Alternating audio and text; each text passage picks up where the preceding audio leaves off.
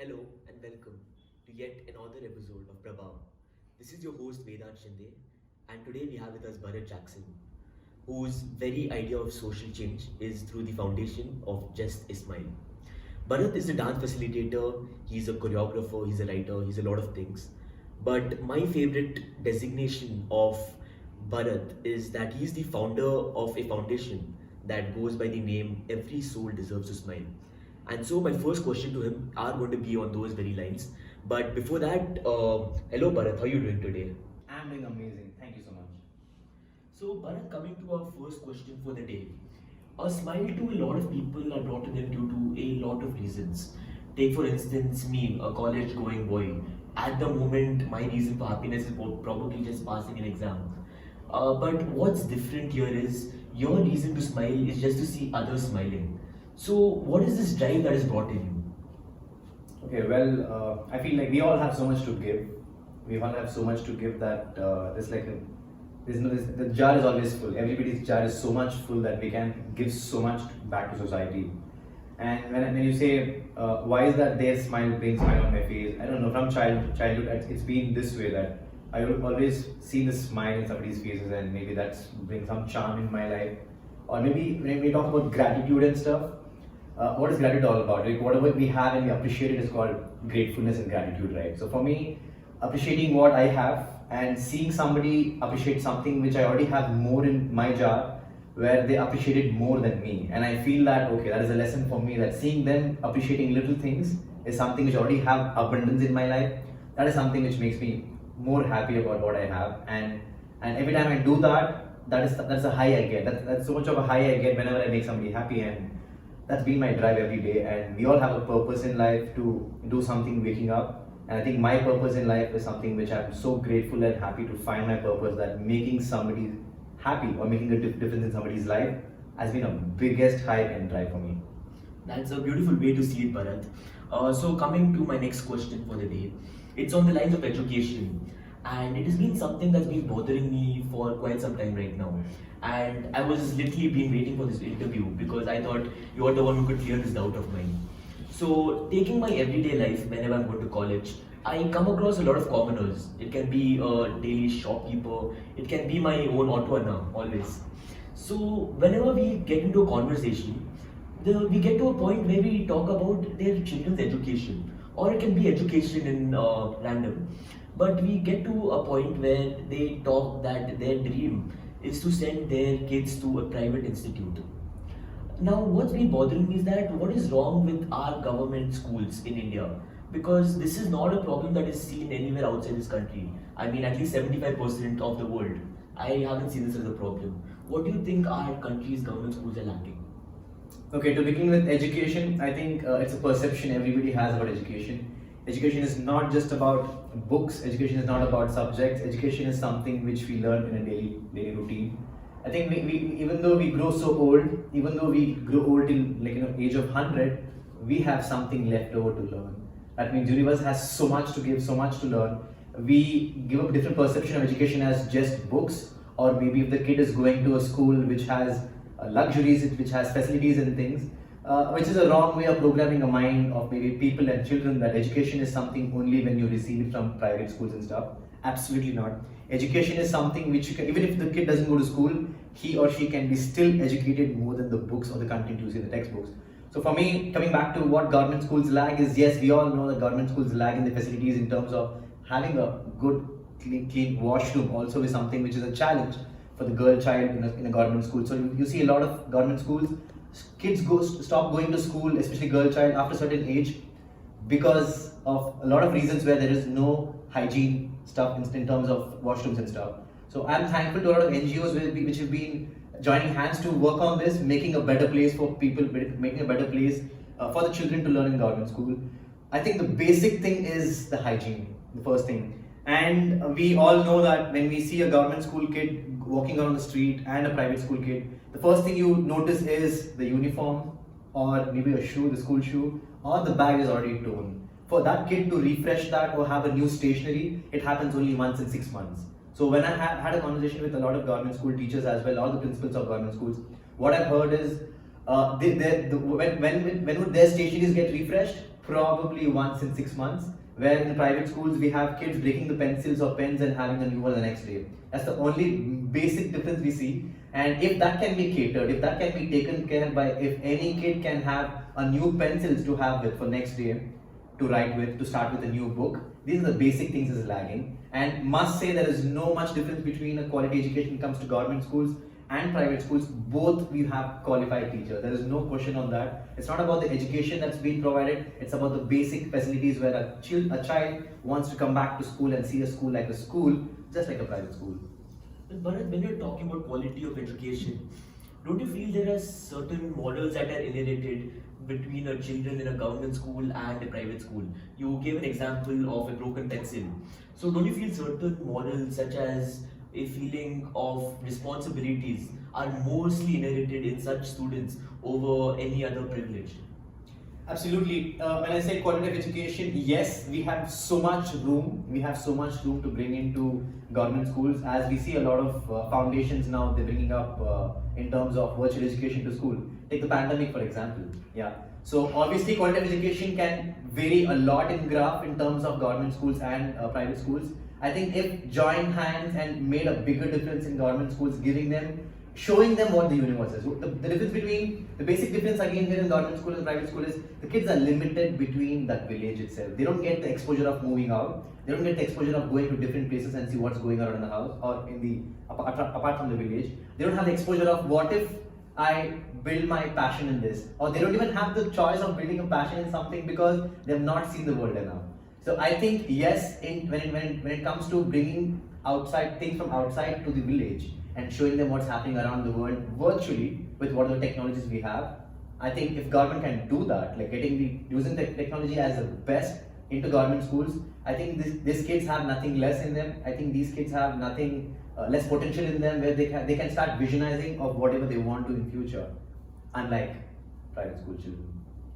Very nice. So, Bharat, coming to my final question on the lines of education, I mean, most of my viewers would be knowing this, that I would never consider myself as a host if I'm never to ask this question. I've been asking it to a lot of other guests of ours.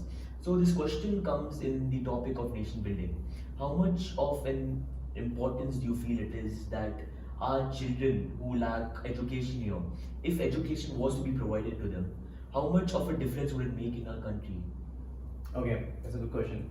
The thing is, as I said in the beginning, perception of education is not just books, and it can be inherited, it can be programmed in any way given possible. For me, education is not just books. Again, it starts with the moral values, it starts with the human values, it starts with the culture. If a kid doesn't know how to respect or love himself, if the kid doesn't know how to respect somebody who's elder, somebody who's wiser, somebody who has more knowledge, more wisdom, and if the kid has a PhD or if the kid has a big double degree, if the kid doesn't have the right attitude to handle his or herself when they move out of the school or college to bigger places to work with, that means that was a very bad way of educating the child. It's not about how much degrees, how much PhDs the kid has. It's about the right attitude. It's about how much of a value education, which we call in terms of moral values, in terms of human values, which we inherit or which we program the kid from the childhood, talking about, discussing about, or allowing the child to raise questions, allowing the child to be curious about knowing things, not limiting the child having, you're not supposed to ask this because you're young, you're not supposed to ask this because you're too old. That is something which we have to live, that we have to take out from Indian education system, because when I was studying for that example, I think most of the questions which was raised in my head, I was not ready to ask, nor it was allowed to ask in school because I was young, or maybe this is not for you, or maybe this is not a part of the textbook. So I think allowing the children to give that open-mindedness, saying that there's nothing wrong to ask a question. It might be sex education, it might be any education for a child to know. It's our right or it's our responsibility to program and nurture the child, giving the best, not making them feel, as we say quality education, we feel that any kid who scores higher grades in class, we give them a trophy, we do a lot of things of scholarships and stuff, and we compare those child with the child who's not good in studies, not actually focusing on actually what the kid really needs or what is the child good at. I used to fail in maths repeatedly, where I didn't have the guts to go home and show my marks card, nor I didn't have the courage or the confidence in me that I can do something in studies. But always in my school, I still remember standing out of the class, or having punishments a lot of times just because I was bad in studies. But nobody, I think, at least till my grade 4 or 5, they didn't see what's in this person, or maybe a lot of friends of mine, apart from studies. So education is not about how much higher grades, quality education is not about how much higher grades a kid can, secure. It's about how much of a human a child can become when they grow up. So that stereotypical thing has to be changed in even the parents' mind and the people's mind, that education is not about scoring high grades or carrying degrees behind them, which has no value if you're not valued with the moral values. Very well said, Bharat. Now, jumping into our creative sides of towards our questions. My question to you is: you are very active on social media, and like I mentioned to all the viewers out there, Bharat is a lot of things apart from just the founder of Every Soul Deserves to Smile. So you mentioned dancing and choreographing was one of them. So how important is it for one to put themselves out on such social media platforms in order to build themselves, in order to make their identity out there? How important do you feel is it? Okay. The thing is, now social media has become something. It's a show-off business. We all know. Social media has become a show-off business of, we want to show people we are great. We want to show people that we have to be heard. We have to show people, or we want to show people that we want to be recognized. Not understanding the factor, how much are we happy with what we're doing? It's more of, we're doing it for people. We're doing it for society. We're doing it for people in terms of letting them know that we are great, or greater than them, or superior than them. I think that is a thin line between which you have to ask yourself, am I using the social media to make a difference, or just to put out there which doesn't make any difference to anybody? So for me, when I saw that back then, when I was using social media, it started on Orkut, then it went to Facebook, then now we have Instagram and things. Maybe in the beginning of the stage, when I wanted to portray my dance or whatever talent I have, I used to do it with a pressure, with a peer pressure, that what if I don't put a content tomorrow or day after tomorrow, will I lose my identity as a dancer?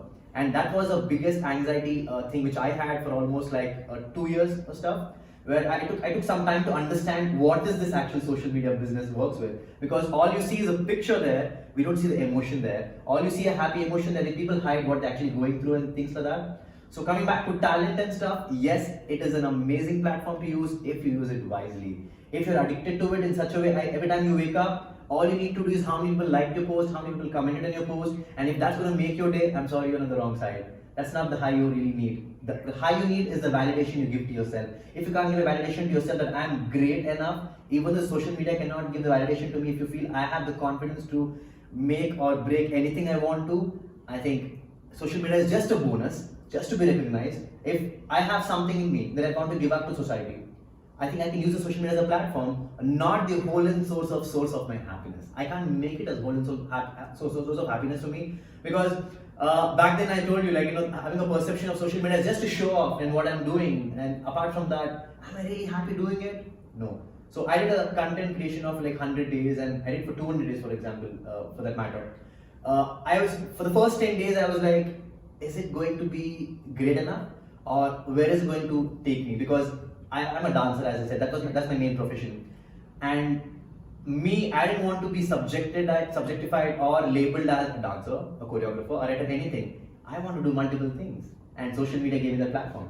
I want to do anything I want to do. You want to teach how to cook Maggie, but 100 different ways, you can use social media for that. You want to do anything out there, paint a wall, how 100 ways to paint a wall, you can do that. 100 ways to play a guitar, you have social media. It's about how you perceive it, how much you want to take it, and ignore the rest. You have everywhere. You have negativity and positivity everywhere you go. It's not that you don't see that. It's of your perception of what I take from here and what I want to give back. If I can wake up and if I can make a difference in one person, if I'm going back to sleep, if I have the gratification with me, and if I have the validation for me that today I could make a difference with one person who's going through something outside of the world, that made my purpose, that made my day. And I think when I die back that night also, I won't feel regret. I don't have regret, because I could make a small difference to somebody whom I don't even know, because social media is something for people you don't know. That's how you make a difference to them. Yeah. So that's very well said, Bharat. But a small loophole that I want to connect to, which you stated. Do you think social media gives a platform towards having a sense of insecurity? Because you stated that people get into a source of competition, and let's face it, during the lockdown, since the pandemic, take for instance musicians. They've lost a lot of jobs in their live performances and all, and every day is a competition for them because social media is their only way of putting it out.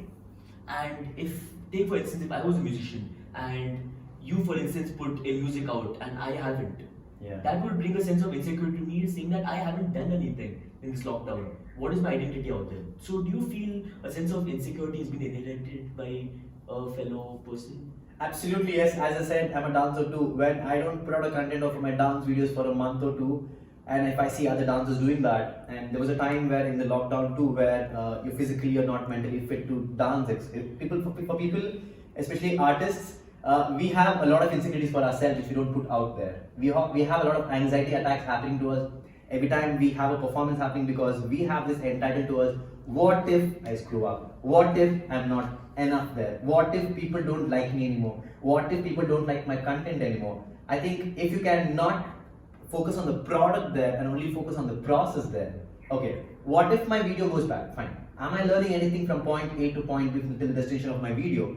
That's my lesson to take back. With that lesson, I can create the best dance video in the world if I really want to, if I put my focus into. Not worrying about what is the product all about. See, even if you have the best content, if you go to social media, take YouTube for that matter, you have one like button, one dislike button. You have somebody who has million likes or something, you would have at least 2 lakhs dislikes or something. It's a matter of the perception of the particular artist to take it. Okay, 2 million people have liked my video, 2 lakhs people have, or 2 million or billion people have liked my video, and 2 lakh people have like disliked my video. What do I take from this? As I told you, there's positivity and negativity everywhere. It's a choice you make that even though you're the best in the whole world, there's somebody who's always superior than you. Even though you're doing the best good things, there's always someone who doesn't like what you're doing, who doesn't appreciate what you're doing. Insecurity should be there. That's a fear. That's something that you should have. Only then you push yourself forward. If you don't have that, if you're in the comfort zone where every day everybody is appreciating what you do, you feel okay. I'm on the top of the world. I don't think I have to do anymore right now. If you don't have enough haters, I don't think so you can become the best version of yourself, because that's the biggest motivation you get when somebody says you can't do this, you're not enough. That's when you tell yourself, wait, am I not enough? You go to the mirror and stand and think, am I not enough? And you look at yourself and say, I am enough, I am worthy, I can do it. And whatever noise you hear outside is just a bonus or a boon or a curse, which is your perception to take. But I would suggest everybody, if you're feeling insecure about those things, let me tell you, that is not the validation you need. The only validation you need is yourself to wake up tomorrow, show up tomorrow, no matter how bad you feel physically, spiritually, emotionally. You have to show up tomorrow for yourself, not for anybody else. It's a survival exactly. Even though we don't feel good, sometimes we want to put up content because we have to earn our bread and butter. Yes?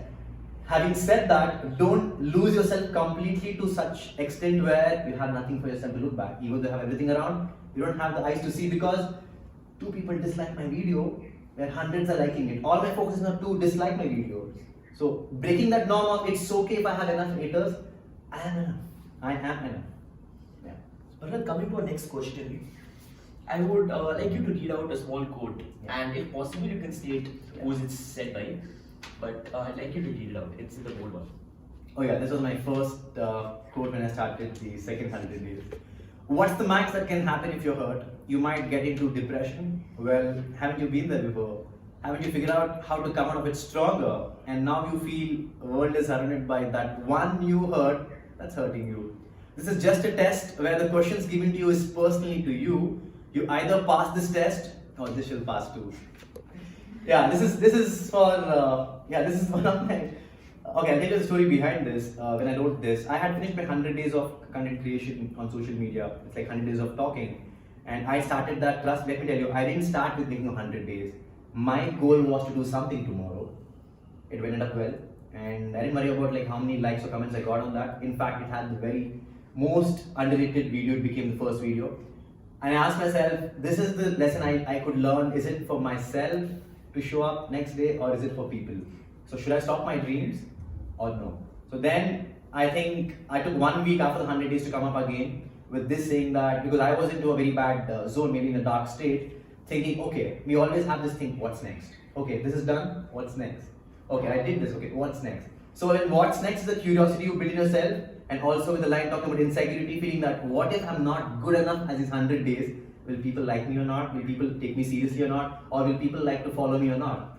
So when I wrote this, I think I wrote for myself, like, what's the max that can happen if you're in depression? Is that the first time in your life you were depressed? Absolutely not. Every single day we need a reason. We don't need a reason actually, we find a reason. Even though everything is happening good, we're on a mountain sitting and chilling, we get triggered by some thought or past which happened 10 years ago, and we have a choice to make whether to feel bad, to get into depression, dark room again, or to rise back. So yeah, that's for me, myself, and for people that who are in that dark state. This is not the end of story. This is not your end goal. That is just a phase, because we are humans. We are not programmed to show up every day with a smile, because we have we have 7 emotions going right. So I think everybody has to go through that emotion every single day. You can't stick on to one. If you're sticking on to one, that means you're faking. You have to allow yourself to feel what your body allows to feel. If you can feel happy completely, only then you can cry completely. If you can cry completely, then you know the value of happiness. Or else that becomes like you eat Maggie every day, you get the best food every day, you lose the taste of it. Now you want to try something which is not that great enough, because we get to comfort zone there. So for all those who are in depression and the dark zone, this is not the end. This is just the beginning for something beautiful yet to happen, and all the best for that. So with respect to this quote, I'm pretty sure at least Bharat, you would have realized how much of a big follower I am of you, and how much I have been updated with your work. So what I want to go forward with is that Bharat has started a series where he puts out quotes every day.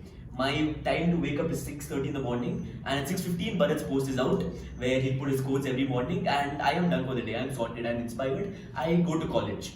And Bharat, on these lines, I want to go to the question where every day would not be my day. When it's your day, when you're inspired, when you feel it's your best day, and it might not be mine. So how do we go ahead inspiring people? Because I feel like this is actually a time where people get into a lot of mental depression, get into a lot of mental problems, and there's no one to share it out to. So how can we go ahead with inspiring people on a daily basis? Okay, firstly, if we can't inspire ourselves, we can't inspire anybody else. If I can wake up from my bed and I go to the mirror, I look at myself in the mirror, if I'm not inspired by my yesterday, or if I'm not ready to accept the lessons I learned yesterday, and if I want to still crib about it saying that, okay, yesterday went this way, or last week went this bad, so I'm gonna let that bother me today. And I think that's the first step. You're taking a back step. We always want to move forward, right? And as you said, how do we inspire others as not every day is the same day?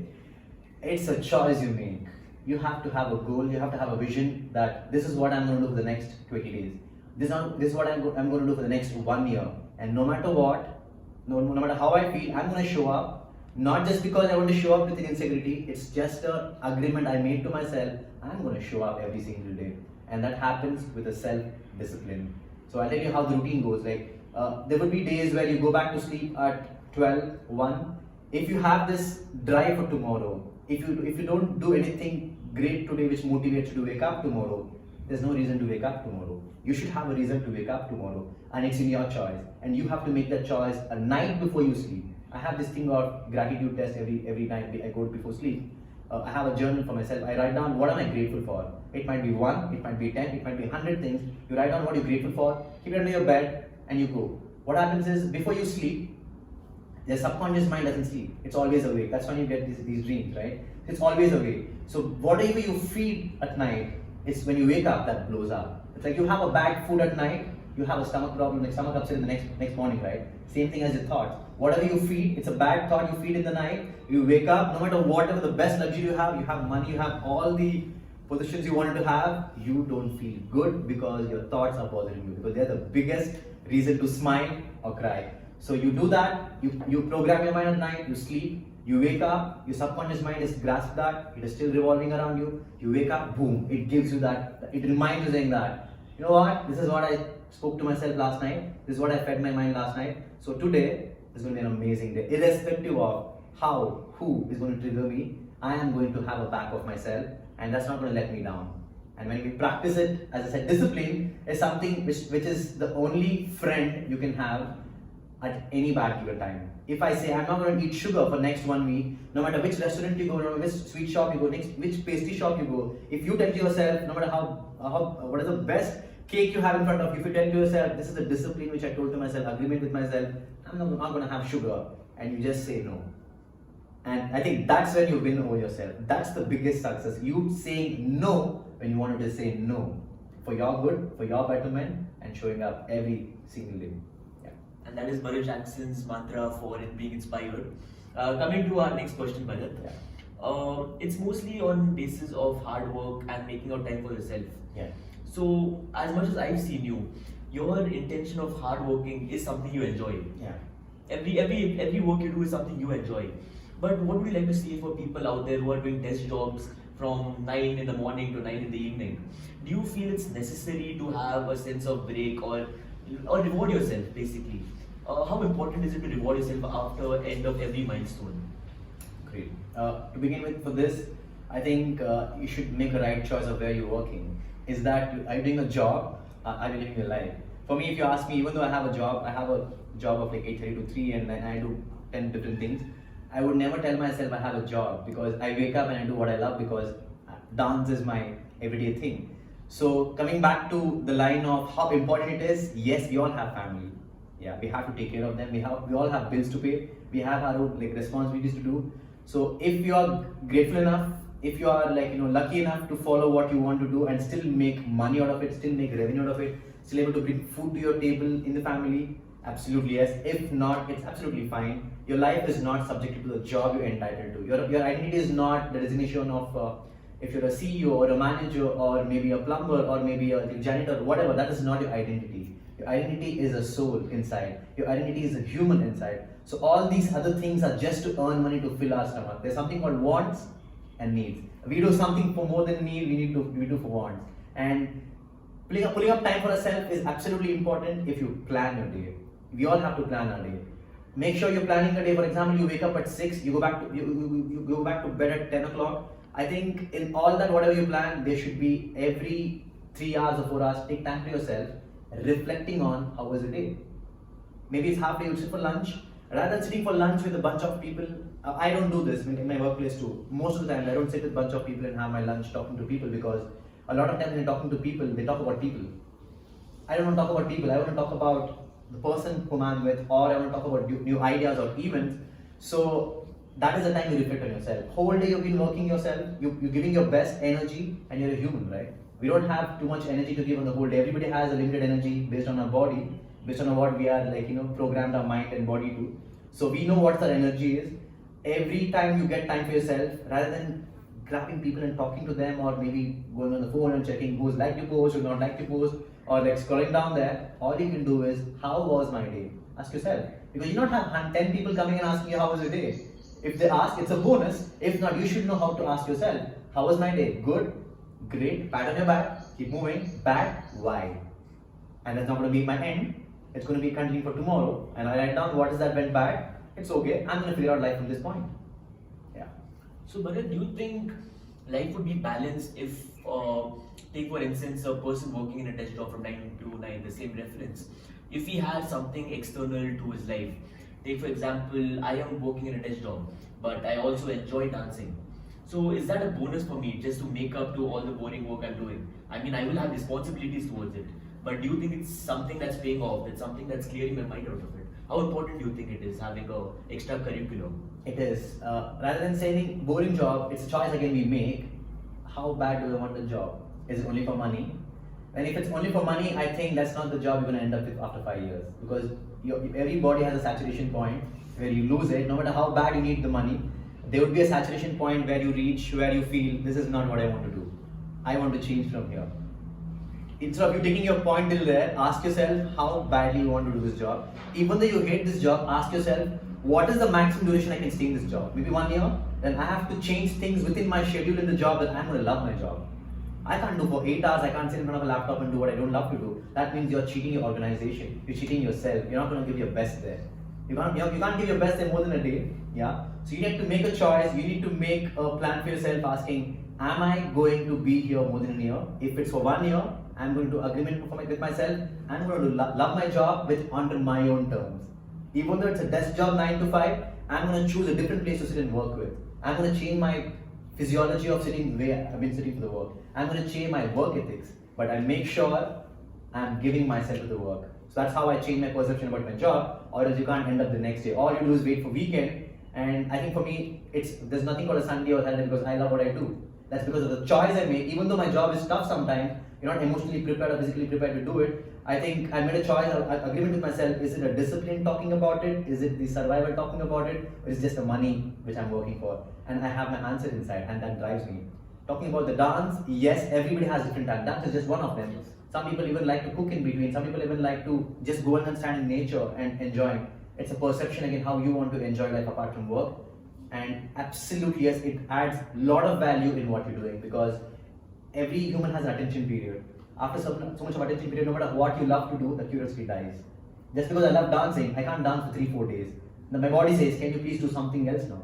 Because we all love to pamper ourselves with something. I choose dance maybe. Somebody chooses singing maybe. So it's equally important to have a passion along with you what you're doing. And if you have that, make sure it's a choice again you make to prioritize it with your 9 to 5 job or whether you want to prioritize the passion over your job. It's a choice you make. Very well said, Bharat. Now, jumping from our creative sides to social work. My question to you is: when someone wants to make a start, they want to make their contribution towards for a social cause.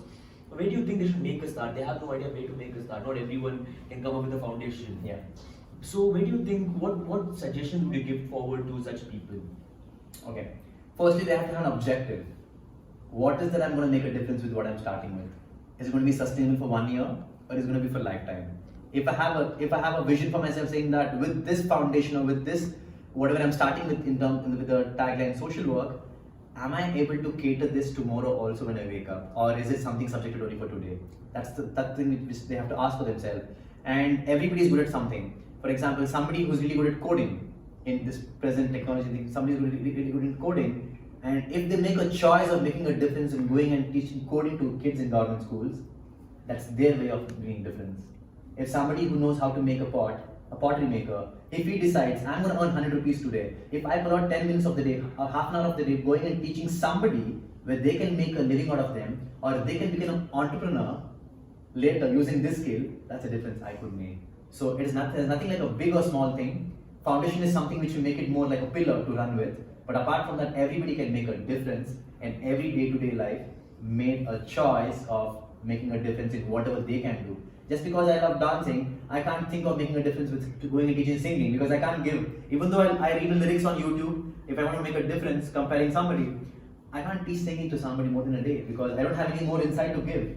So whatever you're good at, first see what is good at, figure that out, and see how you want to balance that, how much you want to make a difference. So to start up with, have an objective. What is it I want to make a difference, and is it sustainable? Can I do it for lifetime, or is it going to end up in a week? If it's going to end up in a week, I think you should make it as a hobby and not as a main purpose. Yeah. Well, Bharat, my next question to you is: I've seen a lot of videos of yours on YouTube, and a lot of reference, a lot of blogs. So, is there any such one instance? I mean, I'm pretty sure you have a lot of stories, but that one life-changing moment of yours, which is like played the biggest role, which you think about even today, towards any, it can be any person, anything. Yes. I think my first video that went on YouTube on Every Soul Deserves to Smile was gifting a picture of a tender coconut couple. So this resides in me forever. I met this couple on the way from my one of the dance class to my home, and I stopped by to have a tender coconut. I stopped there, as I told you, Every Soul Deserves to Smile loves to capture smiles of people. I thought he has a best smile for that day, and I captured his smile with his consent. And I went back home and I framed it. And what made me frame, I don't know. I framed it. Then I came back to gift him. I saw another lady next to him, and that I asked him like, who's this lady? And he said, this is my wife. And he was showing his photo to his wife, and she was very happy. And I was like, wait, can I take a picture of you both? Then I made them sit, and I took a picture of them both. And I went back home, and I got framed again, gift wrapped again. Came back the very next day. When I came back, there were a lot of customers again buying tender coconuts, and he saw me. He had this smile that he had seen me before, and I had given a photo. So then he made a time for himself and his wife. They came aside, and I said, "This is for you guys." And when they opened it, the joy I saw on their face is something which none of the appreciation I got in my life, not the name or fame I've earned in my life, which could actually sum it up. Because that was their first picture in their 20 years of marriage as a couple, which they had a photo with.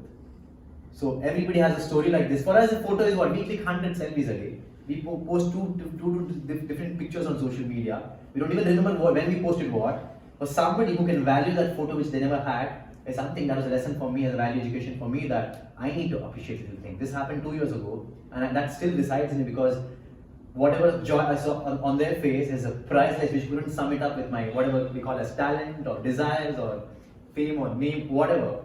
It didn't sum it up. That was priceless for me, and that was a motivation for me where, yeah, I can do this more. I have something to give too. Very beautiful, Bharat. Very beautiful. So coming to the next question, what I'd like to know is every soul deserves to smile. For people, for all of viewers watching this today, how can they contribute, or what is their side of contribution they can make towards this very foundation? Okay. This is a foundation which deals with education in terms of arts. Like, if you're good in dance, if you're good in music, theatre, leave that. Any skill which you feel that can uplift a child, any skill which you feel that can make a difference in a child, you can contact us, and we make platforms for people where you can go and teach these children, because not everybody would have 6 hours of time or 1 week of time to give their time, but they want to make a difference. So this is a platform where you can come and make a difference doing that. And also, I would like to say, not that you have to come to us. If you want to make a difference, to bring a smile, start from your security guard in your colony.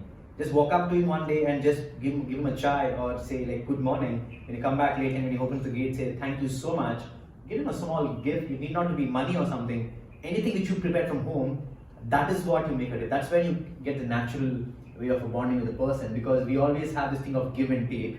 And I think in every soul deserves to smile, it's just we want to give. And whatever we take is the joy we take. That's all. And coming to our final question for the day, Bharat, what message do you want to give to all the young minds out there? Or as Bharat Jackson would state, how can you get a person to smile or get someone else to smile on a daily basis? Okay, firstly, you need to be happy enough with what you're doing. Never compare yourself to anybody. Yeah. Make a choice. We all make wrong choices sometimes. If you made a wrong choice in the past, it's absolutely fine. Forgive yourself, start fresh. Whenever you feel you're lagging somewhere, you're in a dark room, you feel that you lost everything, there's always a chance of starting fresh, and it starts with a baby step. Never look for the end goal which is big and say, when am I going to reach there? You're never going to reach there. There's nothing but a destiny, it's just an illusion. So I would like to say, start small and make sure you love yourself to the fullest. You love yourself to the fullest, give yourself the love. If you can't give yourself the love and smile, I don't think so you can make a difference in anybody's life, because you fail to love yourself, you fail to make yourself happy, you fail to accept the fact that you're enough. I think starting fresh with a baby step, whatever you want to do, is something which you can do today or any day possible. And also, you always have people saying no to whatever you start with. Take it as a motivation, take criticism as a good fuel, not as how can somebody not like my work or how can not somebody encourage me. You don't need that. It's just a bonus from an outside world you need, not the main source of motivation. The main source of motivation is your discipline, which you feel like doing up every single day, showing up every single day with the choice you made, with the programmed mind you made to yourself the previous night. I am going to show up tomorrow irrespective of whether I'm liked, disliked, accepted, considered, heard, whatever it is. As long as I am happy, I am content with what I have, I'm doing good. Yeah. Thank you so much for being a part of this initiative. This is just a small gesture towards it. I had a great time having a conversation with you. With this, our session has come to an end. We appreciate all the viewers for making your time today, for coming to this interview, and most importantly, Bharat, we appreciate you for making your time for this interview. Thank you so much. And going on, we would like you to subscribe to our YouTube channel and stay updated with more such talks only on the Movie Foundation YouTube channel. This is your host Vedant Shinde signing off.